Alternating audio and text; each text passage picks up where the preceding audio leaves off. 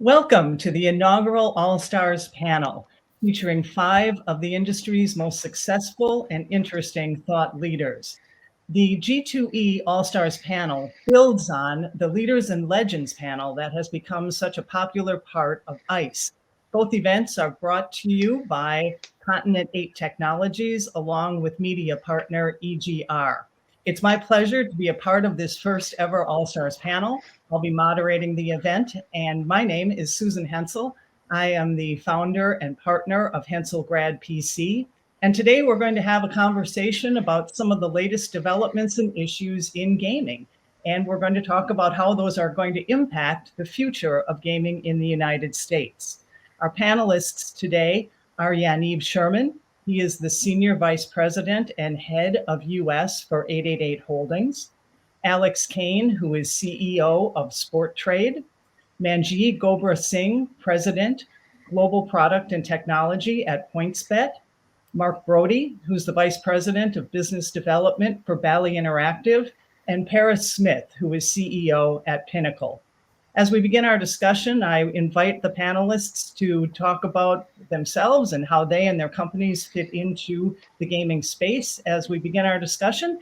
And let's get started. So the first issue I'd like to talk about is really oversight of the industry. Right now, we have sports wagering live in the United States in more than half the states, and we have online gaming active in 6 states. But recently, the New Jersey regulator came out and said that it is going to begin monitoring advertising. And anyone who's in a state that has sports wagering or online gaming knows that advertising has been blanketing the media platforms. So we would not be surprised to see other regulators follow suit. The question is, what do the panelists think about the extent of federal and state scrutiny? Are we going to see a repeat of what happened in the UK, where companies seem to only react to concerns about the content and volume of advertising and harm remediation after the media, politicians, and the regulators started to apply pressure? Or is the US going to handle this differently? Yaniv, why don't you start us off? Thanks, Susan. It's good to be here. Well, first of all, being part of 888, it affords us a bit of perspective from a global and time aspects. The company's we will be celebrating our 26th anniversary soon. So it's been an interesting year, but an interesting 2.5 decades. So it affords us a bit of perspective on it. And I think you're spot on the industry online in general, but gambling is no different. Online gaming, it's cyclic. It runs in cycles, and you have to observe them and learn and move forward. I think every market, it's not just the UK, Europe in general and other markets in the world have run through their cycles. Each one of them has dealt with online gaming differently based on their own culture and political climate. The UK is one of the prime examples, and I think that we're seeing that cycle mature in the US right now, New Jersey being at the forefront of it. You're right that gaming advertising has been rising, and this NFL season just started. I can tell you we recently launched our SI Sportsbook in Colorado, and it's a fierce competition. I think the way that the regulators and the public react is a function of how the industry learns from its own mistakes in other places and proactively starts monitoring and regulating itself. I think we need to do a better job in coordinating that approach. We're seeing some signs of it, but I think the more proactive we are, the more cooperative the regulators and the policymakers will be, and less violent will be, the reaction will be eventually, and less regulation is a blunt instrument, and I wish we'd be more precise in our approach. So that's at least something we've been trying to promote as someone that has a broader perspective of things. Alex, what are your thoughts on this? Yeah, thanks, Susan. It's really great to be here. As a quick introduction, I'm the CEO and founder of a company called Sporttrade, and we are in the gaming space, but we are, taking a very different approach to how we are building our product. Sporttrade is a sports betting exchange, and it operates a lot like NASDAQ, except for we don't list, equities or equity options. We list sports outcomes, and then we match buyers and sellers and take a commission for brokering those transactions. I think your point about regulation and making sure that we're doing things responsibly, it's incumbent on the operator to understand that, you know, we're all technology companies. We can measure what customers are doing. We know the patterns of customers, and we understand which patterns may lead to more kind of abusive behavior and nefarious behavior. One of the things that we recently announced at Sporttrade is that we're going to be the first gaming company ever to adopt capital markets grade market surveillance technology with our NASDAQ partnership. And I think it's true to our mission to put our customer first and make sure that our customer feels safe transacting on our platform. So I think we have a great opportunity here in the US. Gaming is so nascent, sports betting specifically, to take the lead and be very proactive about being responsible.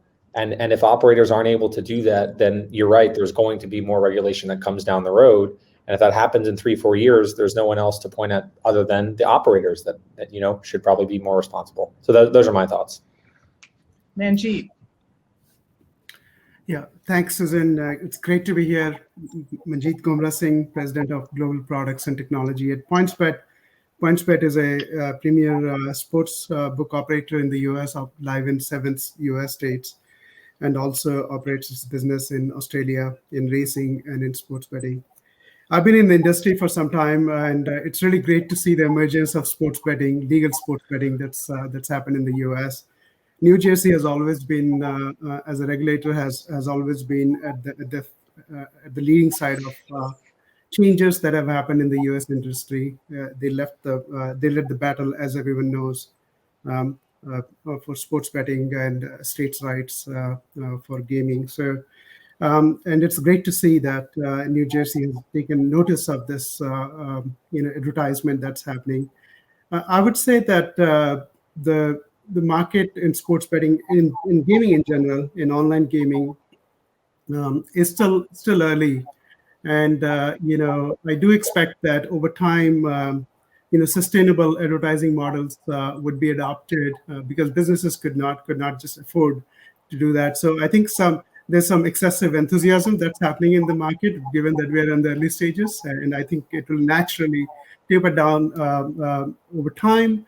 But I do believe that the industry has to take the lead position in doing responsible advertising. Some of it will come from economics, as I mentioned. The others will come from the dialogue, the kind of dialogue we are having here.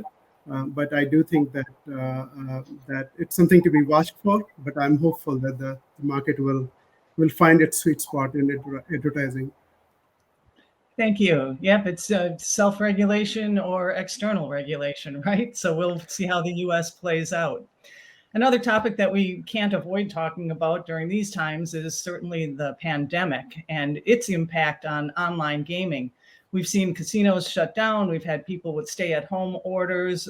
And they've been searching for some form of entertainment. And that certainly had an impact on the acceptance of online gaming. I'm curious how your companies have adapted to the changes brought on by the pandemic and what kind of challenges and takeaways have come out of these unprecedented times. Alex. Yeah, I think for us, Susan, we're still building out our platform. So we've been doing a lot of hiring in 2020. We recently had a company get together. It was so great to see people for the first time in person. I think what we saw during the pandemic was, you had historic market volatility. In the second quarter of 2020, sports were just non-existent. There was nothing on. I was subjected to watching marble racing. That's where I got mentally because there was just no sports on. And companies like Robinhood, Fidelity, and Schwab saw 100, 200, 300% increase year over year of account opens because all of the things that folks look for in sports betting exist in a lot of ways in volatile financial markets. And that's what we had in March, May of 2020. So I think we've seen this massive shift in consumer behavior. And what we're trying to do as a company is Sporttrade to say hey, if you understand Robinhood, if you understand how to buy and sell something on Coinbase, on Schwab, on Fidelity, you're going to love Sporttrade because it really feels more like day trading the event. So that's what we took out of the pandemic is just how many customers are going to be betting exchange users because they're already exchange users, although not exchanging, sports bets, but something like an equity option or a stock or cryptocurrency. Interesting. Yaniv. Well, it's almost hard to believe, but we're lapping the second year of this event, and what started off as a fire drill for 9 global locations and about 1,700 people, and all of a sudden we're sort of taking it in stride. So, I think our main lesson or adjustment was to remain agile. I think as an industry, the online industry had the benefit of or the ability to adapt relatively quickly. We don't have a lot of real estate. We don't have, most of us, tens of thousands or hundreds of thousands of employees that need to be furloughed or handled. So we could adjust, and work from home became the new, or hybrid became the new model. But going forward, I think what we're focused on right now is preserving the DNA that got us to where we are. That DNA is very important. The company has traditionally been, although we're 1,800 people, and now with a recent acquisition and with William Hill, we're about to become much bigger.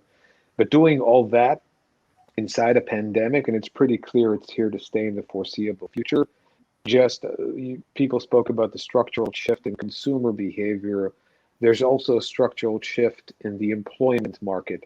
People who we hire spend now almost 2 years without physically being in the room with their colleagues. Building teams remotely is a different art form, and we're trying to get to that balance between health and safety of the employees, but also providing them with, we call every new edit an eightster, providing them or making them an eightster, and then bestowing that DNA globally. It is a challenge, but we have more tools at our disposal, and I think that is our focus, because any company, and gaming companies are no different than any other one, they're tested when they need to scale, and now we need to scale because of that digital structural shift, and you can only scale through people. You can scale technology, you can scale resources, but people is the hardest part to scale, especially when their connection into the organization isn't that trivial, when they don't arrive to an office, or not as frequent, and they don't interact with one another. So I think that is the biggest challenge, I would say, in the near and midterm, is preserving that, or inventing new DNA that they could plug into, because preserving momentum during the pandemic was easier than starting things anew. Everybody here, I think, on the call can see what the challenge is, and if someone's setting up a company in this atmosphere, pushing something from a standstill position is a lot harder when you have to do everything remotely, at least from our experience.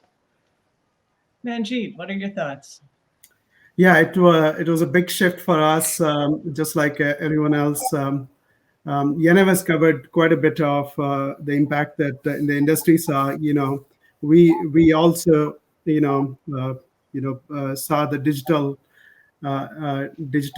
gaming, acceleration of digital gaming. So that was a big shift, and so we had to adapt to the shift in the consumer behavior that Yaniv has just touched upon. Then the other bit is really the sports disappearing, for a good amount of time last year, and so table tennis becoming kind of one of the top sports where people are betting. We saw an acceleration of iGaming. So that's sustained through this year. In fact, as the economy has begun to open, which is really good to see. So this at the highest level, it was really the acceleration of digitization of gaming that had already begun. COVID-19 simply accelerated that. It was going to happen anyways. So the second bit is really around what PointsBet did with that opportunity. We use this as an opportunity to really leapfrog. So our strategy was to be a premium sports betting operator, be live in as many states as we possibly could. We continue to down on that journey. We had to adapt to the shift of people working from home that Yaniv has well covered. And then the other bit is really around, staying on course with respect to your strategy. So we knew that we needed to continue the build out of the product. We knew that there were some opportunities in terms of high-end, high-tech technology that we could acquire. So we acquired Bannock technology during this time to help accelerate our in-play betting, because that was a strategic investment that PointsBet felt it needed to make to really fully leverage the sports betting opportunity in the US. So then we built out our iGaming product during this time. So we really used the last year, as the slowdown in the sports betting industry. By staying on course with our strategy, we really try to accelerate as much as possible, use this as an opportunity to leapfrog. It does seem as though companies have been able to really take advantage of the silver linings of the pandemic and really exploit those. Something else that's been happening in the last few years in gaming is really the pace of mergers and acquisitions. They've been on just a hot streak. We've been watching companies seek to bring in-house the technologies and the expertise that they otherwise would have to get from third-party providers. And the rumor mills continue to buzz with more of these acquisitions on the highway or on the horizon. What are your thoughts on where all of this is going to lead? Are we going to see ourselves end up with a big 2 or 3 gaming companies? Marc, what are your thoughts? Thank you, Susan. Marc Brody, Vice President of Bally's Corporation. So our company has been one of the most active in the M&A space since the pandemic began. It actually started with the acquisition of BetWorks, which was a company that I helped co-found. And since then, we've taken Bally's, which really didn't exist almost 2 years ago, and we have acquired several land-based casinos, several acquisitions in the gaming space, Sport Caller, notably on the free-to-play side, Monkey Knife Fight on the daily fantasy side. And, we saw an opportunity during the pandemic to basically, in a very short time, create one of the larger gaming footprints in the United States. And that led us to the acquisition of GameSys, which was, completed this week. And now globally, we sit with the third largest footprint in the United States on the casino side. And with the combined entity with GameSys, we are a global operator now. In respect to whether or not we're going to see consolidation enough to the point where we get to a big 2 or a big 3, I hope not. And I think that it's best for the industry if you have multiple options for customers across the spectrum. And even though we see some of the bigger players out there, ourselves included, garnering up more and more technology, garnering up more and more market access, I don't think you'll ever get to a point where there is a Amazon of sports betting or gaming, or some type of monopolistic corporation that can come in, only because I think consumers want variety. And I think that the current landscape really offers consumers a compelling spectrum of products that some consumers might like traditional sports betting, just pre-match. And on the other end of the spectrum, new technologies like Alex and Sporttrade in the, what I'll call kind of a derivatives market play is very interesting to a new generation of game player and sports bettor. So I think what we'll see in, the coming year and a half is more investment into the space, because to points that I made earlier, we're still nascent. There's still plenty of growth here. The largest states in the United States, California, Florida, New York, Texas, are not open or are open with limited access. So as the community grows of our player base, the companies will continue to grow.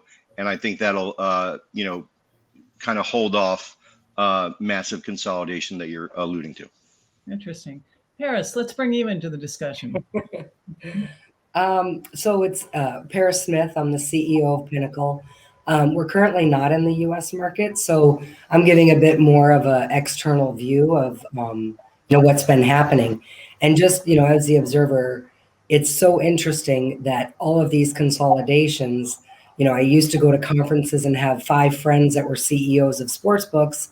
Now there's one sport, they've all been acquired. So it's been interesting from that regard. But it's, as far as the acquisitions and the big 3, it's all about having that full product.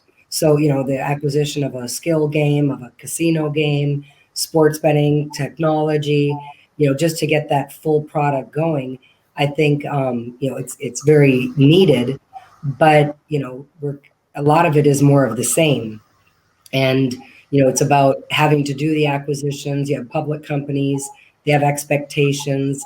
And I'm just curious to see, as it keeps progressing, where is there going to be differentiations? Because there's a lot of the same things happening right now. And, but with that, there's a lot of benefits because they're getting better user experiences, better products as far as, from the entertainment perspective. But, I think Pinnacle's perspective has always been, we're looking to see when there's going to be a sports book, that's not, only just for the recreational player and the smaller players, but also, for the real sports gamblers. And I don't know if that currently exists. The other area that's going to be interesting, and you can see, the surgence of acquisitions within the eSports space. I think there's a lot of work to be done. We'll get to that later, but that's one of those components that people are really trying to capture that market because it does hit more of a younger player base and a more broad player base. Yaniv.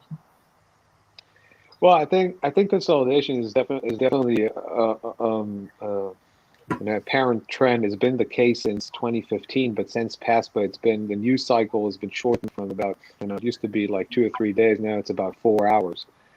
And I mean, speaking personally, I mean, I think it was just 16 hours between our announcement of the William Hill deal, and then the DraftKings and Maintain deal just floated. Every time you think you really up the ante, someone comes in poker terminology, doubles and is all in. But I think consolidation is typically a function of a few factors. One of them is margin.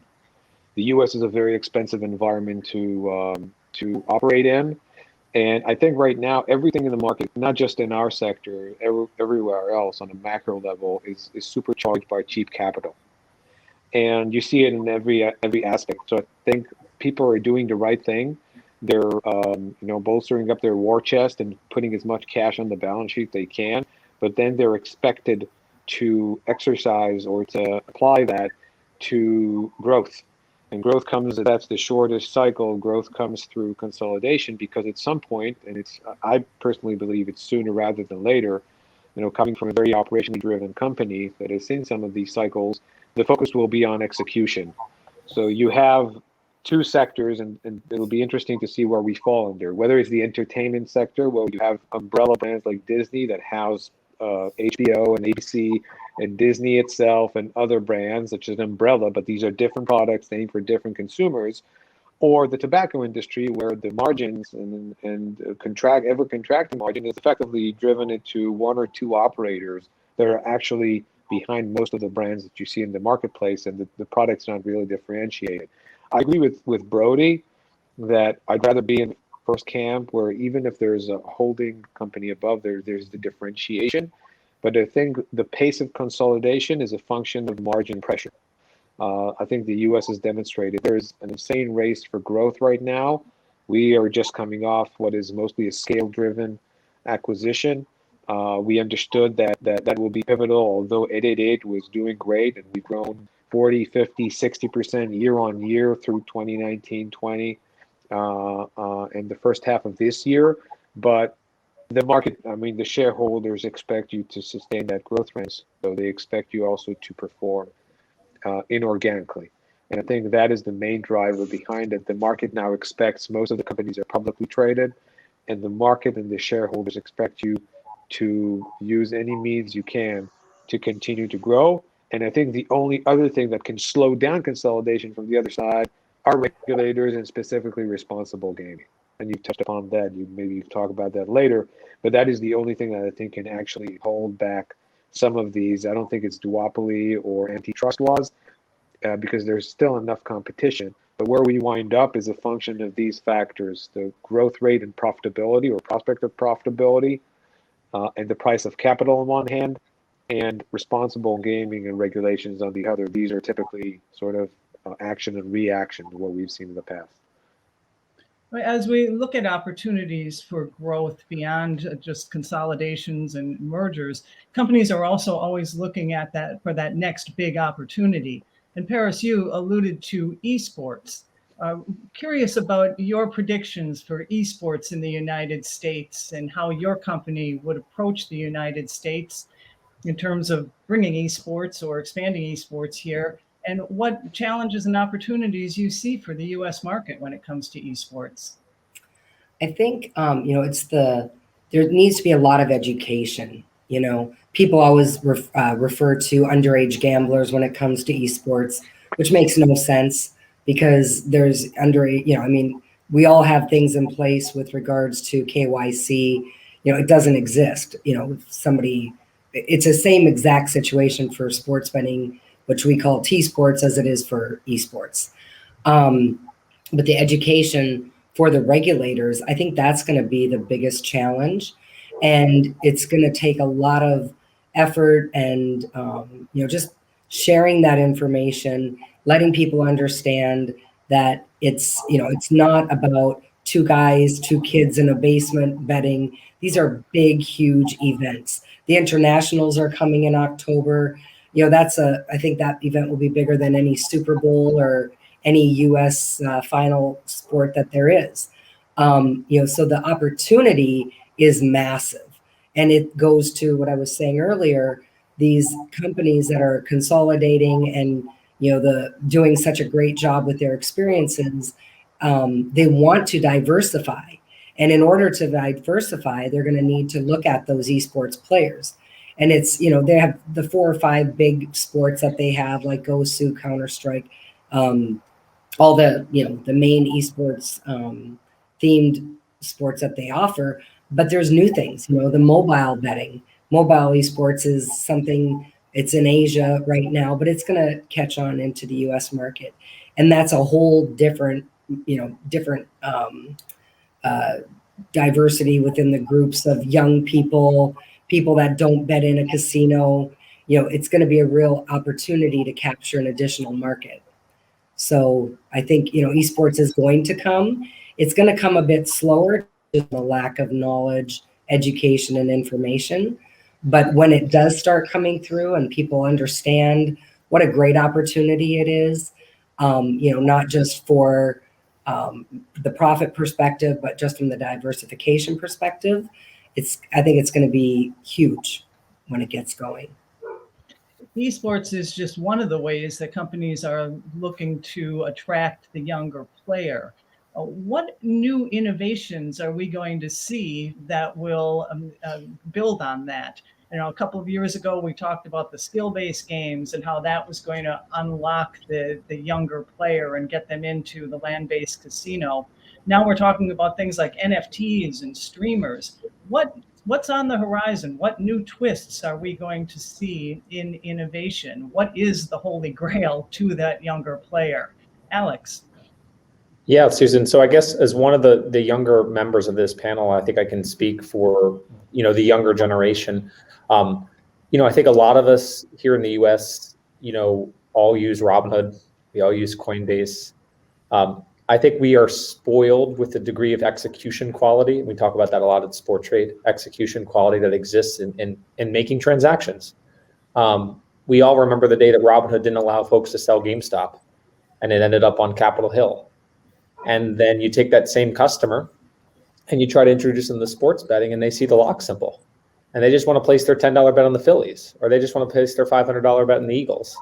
And they can't understand why there's such a huge bifurcation in how, the customer is treated in one industry versus the other. And I think if we want to kind of bring those customers into sports betting, we have to meet them with where they are and what they expect out of transacting with real money. And right now, millions of Americans do that on Coinbase, on Robinhood, on Schwab, on Fidelity, on FTX, on Binance, on so many crypto and traditional brokerages. So I think what we're trying to do as a company is say, like, how do we bridge that divide? How do we bring execution quality for sports betting more in line with where it is in capital markets? And I think pre-game is pretty good, but I think in-game is where the big opportunity is, where you have a customer and they've just downloaded an app for the first time, and think about how much money that sportsbook has paid to get that customer to that point and go all the way through the funnel. And they go to place their $10 bet and it says 8, 7, 6, 5. Oops, odds changed. Try it again. Place my $10 bet again. 8, 7, 6. Oops, market suspended. Like it's not going to be that customer, the young customer, does not have the patience, I think, that a lot of older, kind of more experienced customers have. And I think that's the big challenge. And that's what we're trying to address at Sporttrade, is to bring that execution quality more in line with what that generation of customers expects out of everything else. Paris. Yeah. Oh, I think Alex makes some amazing points.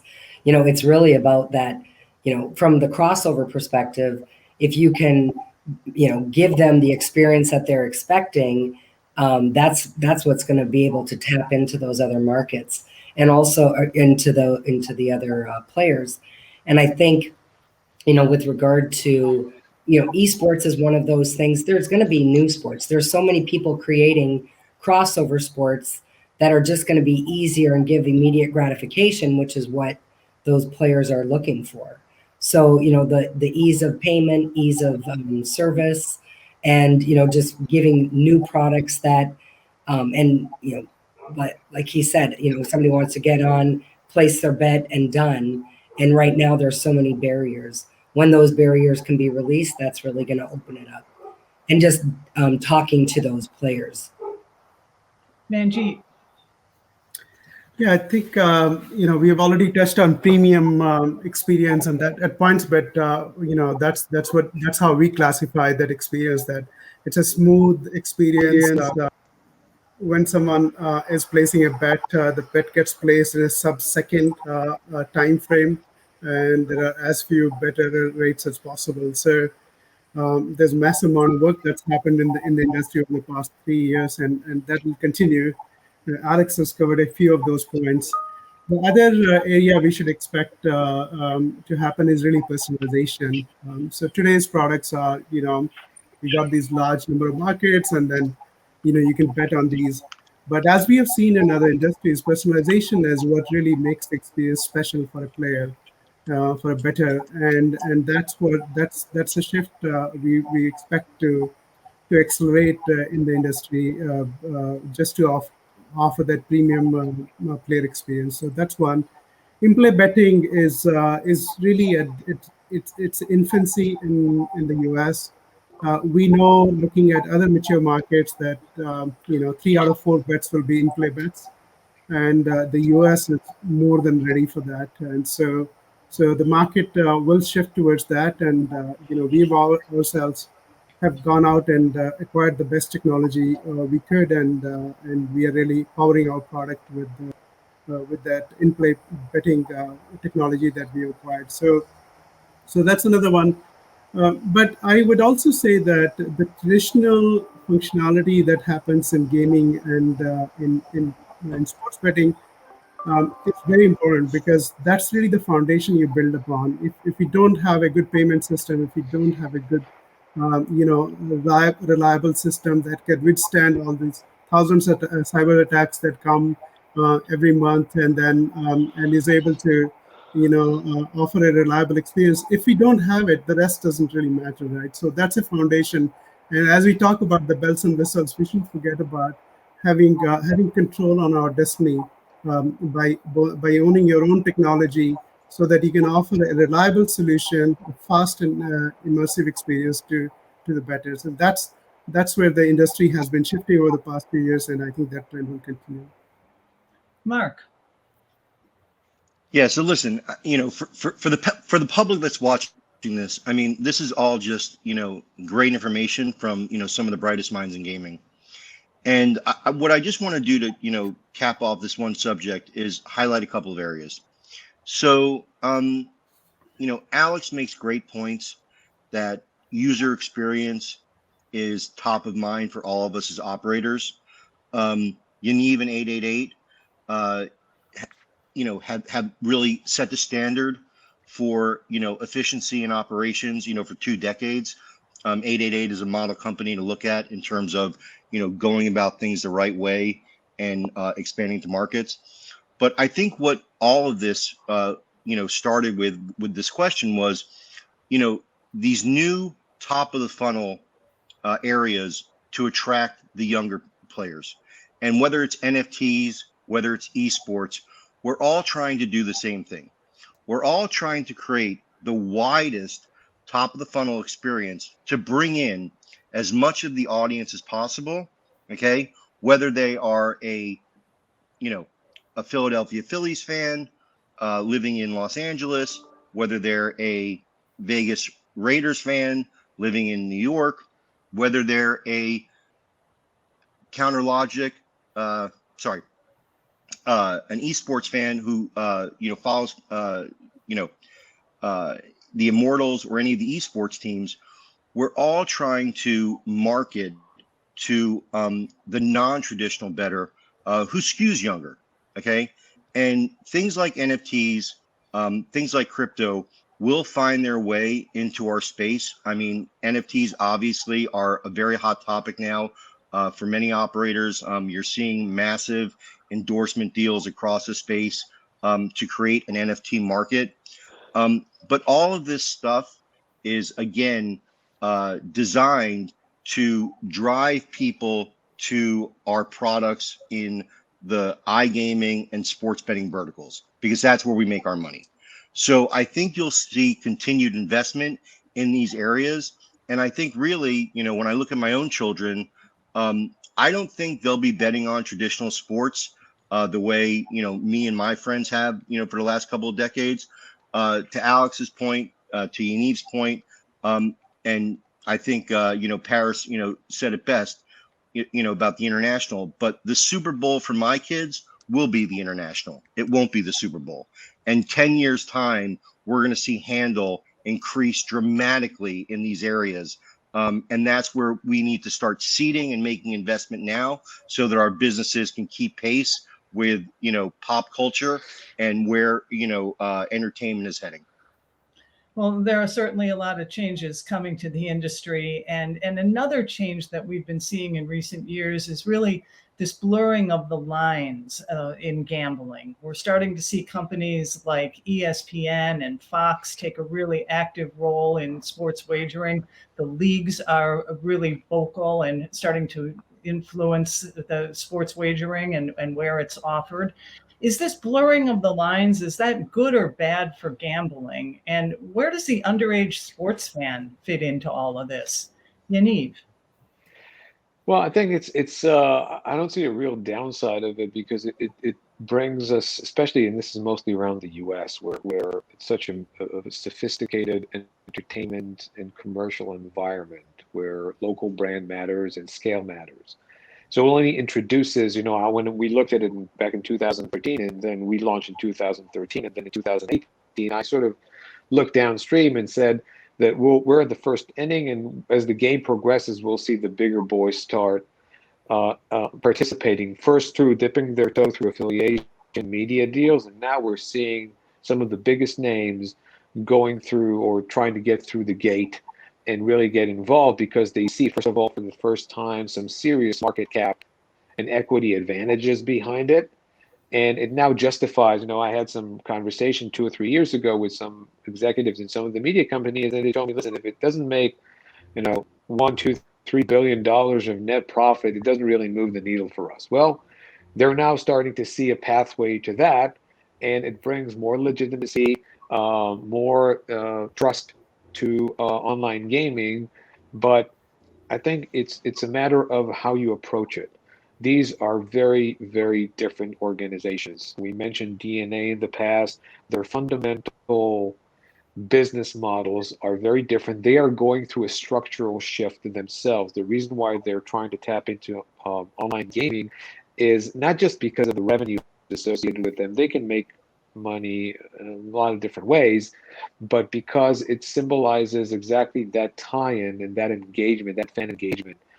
Esport is one of the symptoms of, or one of the phenomena of millennials and Gen Z coming of age and changing their preferences. Well, the Gen Z also doesn't sit through a 3.5 hour football game that has an hour-long commercials. They want to either watch the House of Highlights or through scores, or they just want to watch something on Netflix and catch the game's recap in hindsight. In that environment where you don't sell enough ads, you have to compensate on the other end. And I think that then trying to tie into that, it's still a process. You see some good examples, some less successful ones when they try to hitch, trying to bolt on or to tie a speedboat to an oil tanker.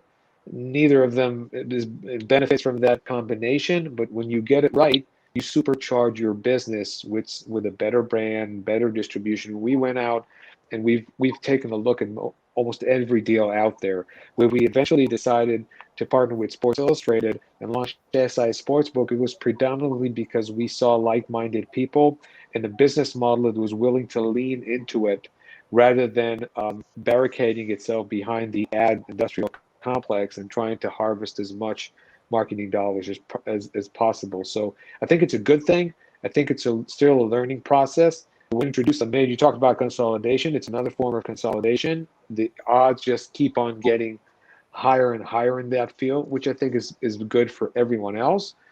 It's just the point around underage is the point that everybody needs to remember. There is a fine line between streamlined product experience and a frictionless one.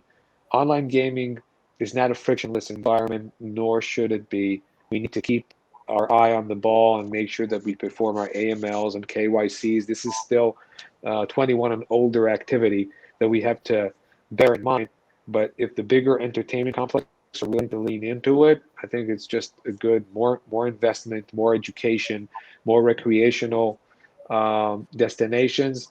And I think if we were in the first, we're now in the second inning. And that's why I think at least our game plan of technology, product, and brand is just at the first phase. I think SI was one of the crucial first phase, but by no means it's the last one. I think we'll see some interesting, we may see some divorces in the near term, but we'll also see some very interesting marriages in the next couple of years. Marc. Yeah, listen, I think I'm going to speak for the whole industry on this one. In terms of, blurring the line between, how we market to, under 21 fans and so on and so forth, we as an industry have to be incredibly proactive around this. Okay. And it lends itself to the old adage of those who, forget about history are doomed to repeat it. And if we don't, in the United States, take a look at what's happening right now with responsible gaming in the UK, okay, and the restrictions that are trying to be imposed by the UK Gaming Commission, okay, then we are going to fall into a similar type situation somewhere down the line. And unfortunately for US gaming, two of the larger companies in this space have already committed violations back in 2014, 2015 in the DFS space, where they were fined by attorney generals in several states. And it wasn't so much about underage gaming at that point as it was about advertising. And I think if we look at historically at other industries, whether it's tobacco, whether it's alcohol, whether it's anything that was deemed harmful to an underage audience, we need to take those learnings and we need to apply them to our industry to protect our core business, okay, which is the gamification of casino products and sports products, okay? And all of those things are, very popular with a younger audience. But you need to put the gates there, and we have them, as Yaniv and others have alluded to, with very strong KYC processes and very strong gates around limits and so on and so forth. But to Alex's point, there needs to be a delta somewhere in the middle that allows us to continue to grow our audience and grow our customer base, okay, without stepping on the toes of underage players and either giving them a bad experience where they never want to play on our sites, or crossing a line where a regulator says, hey, you know what, we're inundating the sports games too much with advertising, too many children are watching this, we need to come back and maybe only run them after 9 p.m. like we saw in other sectors historically. So I think that it's on us as leaders in this industry to make sure that we don't cross that line. And when we see that happening with some of our competitors, just pick up the phone and say, hey, listen, this is bad for business across the board. And we all need to be proactive on it. Paris. I think, as far as the blurred lines go, I think it does add credibility to the industry and to the big explosion of gaming in the U.S. market. But, I think we have to be careful to ensure that there's not, that we don't get it to a point of when there's a conflict of interest. So from the league perspective, partnering up is a little bit different than, the NFL having a betting site where people can just come and bet on it.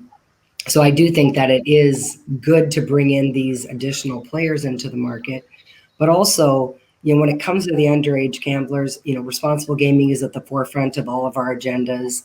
But, again, in the UK or wherever, just because kids, are soccer players and they love soccer doesn't mean they're going to go run and bet on it. I think that that's still being somewhat exploited in a way that we have so many controls from regulatory restrictions, our own internal processes, procedures that we have. The underage gambling thing is just not, I don't think it's as prevalent. I think we're always protecting ourselves and the players from it. It's not something that is, by taking bets on eSports, we're not going to bring in thousands of underage gamblers. They couldn't get in 5 years ago and they can't get in today. But, maybe to put more responsible, not just around, the things that we have in place, but more messaging. That's something we can probably all do a bit better at. A lot of companies have dedicated a lot of money and energy and, commitment to that, which has been, very, very good. But, it's whether it's going to be a massive problem, the underage gambling, I don't see it.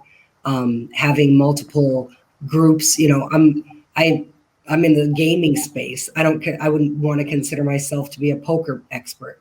I'm not sure how some of the brands are going to get into the space. Obviously, they're going to have partnerships. And then it's going to come down to making money. There's a lot of things happening right now, a lot of big ideas, great marketing efforts, big investments into experiences.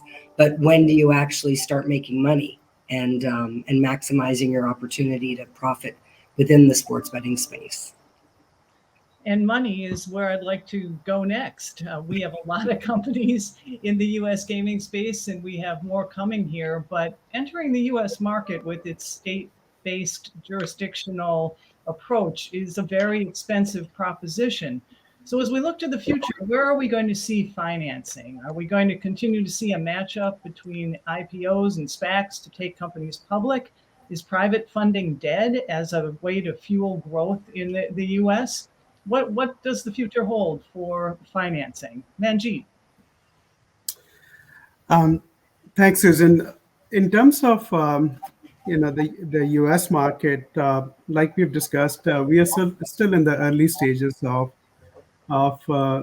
sports betting and iGaming markets, and so we should expect that new innovations will continue to come in, especially around the in-play betting and a few other things.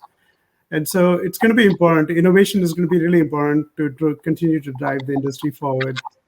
In terms of funding, I'm part of an investment group here in California, and we continue to see the sustained level of companies coming in for gaming as well as for other industries. And so the private funding is still available, and I expect that will continue. There is really no reason for that not to continue. Of course, the macroeconomic situations will actually will have a larger impact on that than anything else. But in terms of funding, there are still a lot of opportunities. There's a lot of money out there that's looking for good ideas and good investments. Whether those are angel investors or VC funds, those are available. And I do expect that good ideas and companies with good strategy should be expecting to get funded, assuming the fundamentals are right about those companies. So in terms of the funding, I think it would drift more towards innovation. Some of the stuff that Alex talked about, and other innovative products that might be brought into the market. You're absolutely right. The cost of entry into gambling business in the U.S. is massive because it's a state-by-state environment, and you have to comply with state regulations in addition to several federal regulations that we have touched upon during this discussion. So that is prohibitive, but that's been there all along, right? This isn't a new environment. This environment has existed in gambling businesses and worldwide, in the US in particular, for the last few decades. And so that is there, but in terms of the funding itself, I do believe that the funding should continue, especially answering your question, is private funding dead? I think that is definitely not dead. It will continue at its sustained pace. In fact, I expect some growth in that. These large companies that we've talked about, they will also be looking to invest in these new companies, and that, just like it's happened with the tech world, where the tech companies have actually had some funds that get allocated for new ideas and new investments, smaller companies. So I do expect that trend to pick up in the gaming world as well. In terms of going to market for retail customers, where SPAC and IPOs are talking about, both of those are legitimate, and those vehicles are available. It's really kind of a function of how much effort someone wants to put into going to the market, whether through SPAC or IPO. But I think most of the funding will actually come in from a private funding point of view in terms of new ideas. Alex. Yeah, thanks, Susan. I think, I'm able to share some personal experience here just from having, built a very new company. We did announce recently a $36 million funding round, so it would be hard for me to argue that private funding is dead. That's certainly not the case. But in 2019, we were fortunate enough to go through the TechStars Accelerator program here in Philadelphia, where Comcast was the corporate partner. So they were a very early investor in our business. And when I went through the program and I was around other bright, amazing entrepreneurs in other spaces, I began to notice what the effect of high barriers to entry, high cost of entry, and fragmentation in the sports betting industry has. And I've seen personally dozens of brilliant investors, advisors, entrepreneurs, and ideas decimated because of the high barriers to entry and high cost for gambling. And that will have an effect over time. This will be an industry that doesn't have a ton of innovation because of those things, full stop. I don't think you could argue the contrary. But I think to Manjit's point, I think there's going to be other ways for entrepreneurs to kind of get in the space, maybe not as operators because the cost is very high. And I think the sources of funding could come from incumbents, could come from companies that see newer companies and what they're doing, and new customers they could bring to the market and bring into their product mix, have a chance of funding. And I think this whole environment, right, if you think about US sports betting specifically, it looks a lot like the stock market did about 50 years ago. 50 years ago, there was no national stock exchange. There were a bunch of regional stock exchanges. Cincinnati had a stock exchange. Kansas City, California, New York, Philadelphia had a stock exchange. And now we see a very consolidated market because the utmost priority in capital markets is execution quality for retail participants and customer protection for retail participants. And that does not yet exist in sports betting. It's becoming a harder and harder argument to say there will be federal regulation in sports betting. But without an intervention like that, I think it's very, very hard, because I've met so many bright, amazing entrepreneurs that when they go and they pitch the sports betting business, it's a big industry, you get the investors excited, and then they peel back the layers and like, oh, if you own more than X% of this business, you got to disclose, the job of your wife to some regulator. It's like, it doesn't make any sense, right? So I think there are those huge barriers to entry, and it will have a very negative effect on the innovation of this industry. Hopefully, we as Sporttrade are able to kind of carry the torch forward and say there should be open markets. There should be direct licensure, no matter what state we're in or what state we're not in, or whether it benefits us directly or it doesn't. I think we as the leaders in the industry have that duty to the customer to say, how do we create an environment that's the best for you? So that's kind of my personal kind of stance on innovation and funding in the space. And obviously the public markets are very hot right now, and it seems relatively easy to raise a ton of money through something like a SPAC or a direct listing or even a traditional IPO. Marc. I'll be brief. Listen, first I want to thank Continent 8 for bringing us all together. This has really been, very informative for all of us. But just to tie up this last point on funding, there's a lot of money out there. To Yaniv's point earlier, money's cheap right now. And to Alex's point, some of us incumbents, are still going to, keep spending. So I don't think you're going to see a slowdown, if you will, into the influx of cash into our industry anytime soon. All the vehicles that you mentioned, whether it's private investment, SPACs, IPO, you're going to continue to see more of them, and it's just the nature of the game at this point, where it is early days. There's some big players out there in the financial markets that haven't made their moves yet. There's some big media companies that haven't made some moves yet, and there are some big tech companies that haven't made some moves yet. So the money's out there. It will continue to pour in, and there are good and bad days ahead for different companies as far as that relates. And with that, I'll throw it back to you, Susan, and thanks for having us. You and with that, we are out of time. I'd like to extend my sincere thank you to the panelists. You guys, it's been really fascinating. Your expertise, your insights, your experiences. This is, this has really been a great discussion, and I appreciate you taking part in this today. It's really been my pleasure to be the moderator for this discussion. And with that, I'd like to throw it over to Nick Nally. He is the Managing Director of the Americas for Continent 8. And Nick. Hey, thank you so much. Listen, guys, excuse me, I waited 55 minutes and opened with a cough, sorry.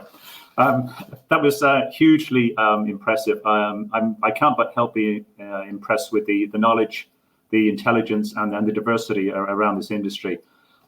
Huge thanks to the panel. Thank you very much, Marc, Manjit, Paris, Yaniv, and especially Alex for making me feel so old so very quickly, listening to some of your conversations there. Huge thanks to Susan. Very well done. I'm very impressed with your moderation. I did it once already this year. Wasn't anything like that, so well done. A couple of words I'd like to say. The past 18 months have been absolutely hugely demanding and very tough on everyone, and I'm not even talking about the pandemic. If I consider this year alone, we are almost going to open up 15 different locations in this year alone. So it's just been absolutely manic for everybody. I want to say a huge thanks to our customers. They've stood by us. There have been tough times. They've been very, very demanding. But I want to say big thank you to the customers, and also to our own staff. I see every day what they put in and trying to bring expertise to this marketplace. And finally, it's nice to see you all on screen, but it'd be better to see you all next week. So I'm looking forward to seeing you and everybody else. And if you want to come down and see us at the booth, we're at 2413. Thank you very much. Okay. See you.